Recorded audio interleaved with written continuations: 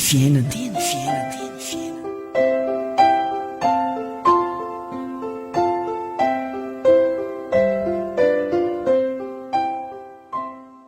Hey ianareo izay manan-karena, mitomanisy midradradradra noho ny fahoriana izay efa manjoa anareo. Ny arenanareo efa simba ary ny fitafianareo efa lany ny kalalao. Ny volamena sy ny volafotsinareo dia efa arafesina, ary ny arafesina dia ho vavolombelona hiampanganareo sady andany ny nofonareo tahaka ny afo. Amen. Jakoba 5:5, ny 2 sy ny 5. Mampatahotra be zany tenin'Andriamanitra zany ry havana. Mampangovotra mihitsy.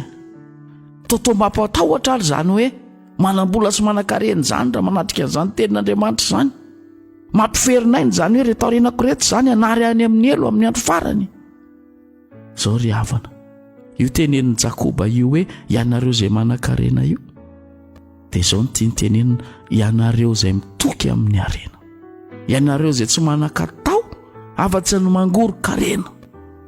Ianareo izay variana loatra, mitady vola fa tsy mahalala an'Andriamanitra, tsy te hafantatra an'Andriamanitra, tsy te hiraharaha ny asan'Andriamanitra, tsy te hiraharaha hitodika amin'ny fanaovana asa sara sy asa soa ny fiangonana, fa miondrika sanatria tahaka ny soavaly misy tapimaso ka tsy mahita afa-tsy izay eo alohany eo ihany. Izany olona izany no tenenin'i Jakoba amin'ity teny ity hoe ianareo izay manan-karena. Raha hita izany teny hoe ianareo izay mpangoro-karena tsy mahalala an'Andriamanitra, matahora ary midradradradra, fa io arena eo ampelantananareo io dia efa lany ny kalalao sy efa arafesina sahady io. Hay ve ianao ty mijery an'ilay arenanao mahafinaritra ery ny volamena, ny trano be, ny fiara, ny fanaka isan-karazany hatrany amin'ny banky feno vola. Hay ireny efa tazan'i Jakoba amin'ny faminaniana, efa arafesina sahady. Androany ry havana, ambarako aminao tsy mahadiso akory ny manam-bola sy ny manan-karena. Tsy fahotany eo anatrehan'Andriamanitra zany fa fitahiana omen'Andriamanitra antsika aza ny arena sy ny vola, fa ny fitokianao aminy, ny fahatokianao tena, ny filazanao hoe efa ananako ny zavatra rehetra tsy miankina amin'izaniza, tsy mahalala n'izaniza, tsy mahalala izay fivavahana any aho, tsy manam-potoana amin'izany asan'Andriamanitra zany aho fa ity aloha ny lara-pahamehana. Izay no mampatahotra ry havana.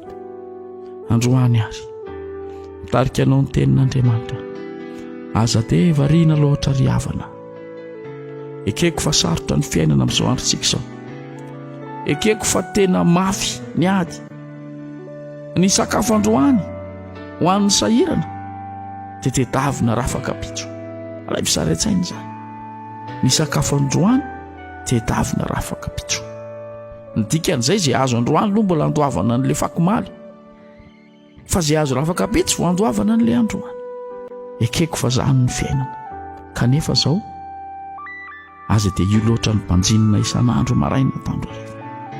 Misy anankiray izay tokony ho mpanjinintsika amin'ny androm-piainantsika rehetra, Jesosy Kristy.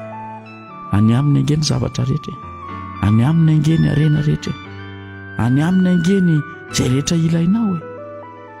Ianao izay mitady ny zavatso ka mandeha makatsy mandeha makaroa, dia zaho tsisy fiadanana.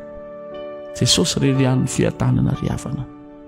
Aleo mahantra manana an' Jesosy izay manan-karena ho any amin'ny fahaverezana. Amen.